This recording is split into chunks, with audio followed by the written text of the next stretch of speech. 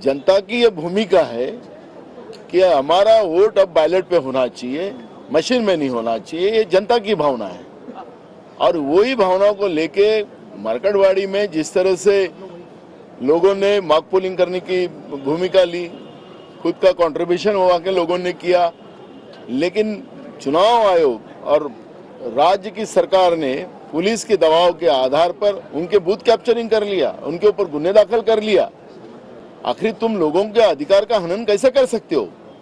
और इसलिए उस गांव के लोगों ने, मार्कंडवाड़ी के नहीं तो पूरे महाराष्ट्र में ये भूमिका हर गांव में शुरू हो गई है। हर गांव में ग्राम सभा का ठहराव लेने का काम शुरू हुआ है। जो संस्था हो, जिला परिषद हो, नगर पालिका हो, यही संस्थाओं में भी अब ठहराव लेने का काम शुरू हुआ कि अभी आने वाले सभी चुनाव में वोटिंग ये बैलेट पे होना चाहिए। ये मांग महाराष्ट्र में से सब तरफ से शुरू हो गई।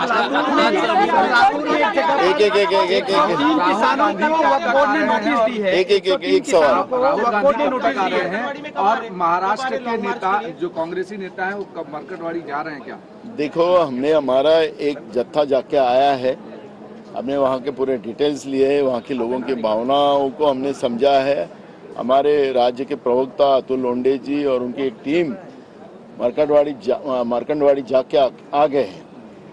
उसके बारे में पूरा डिटेल्स हमने हमारे नेता राहुल जी और हमारे राष्ट्रीय अध्यक्ष खड़गे जी को हमने दिया है। उन्हें पूरे डिटेल्स मांगा था और डिटेल के बाद अभी तक उनका कोई प्रोग्राम हमारे पास आया नहीं है।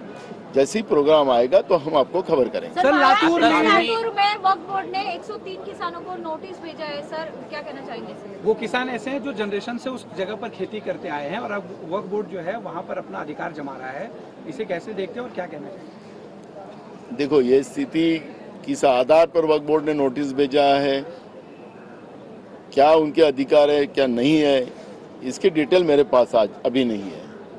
तो इसलिए मैं उस पर अभी चर्चा करना और उसका जवाब देना ये स्वाभाविक नहीं हो सकता है।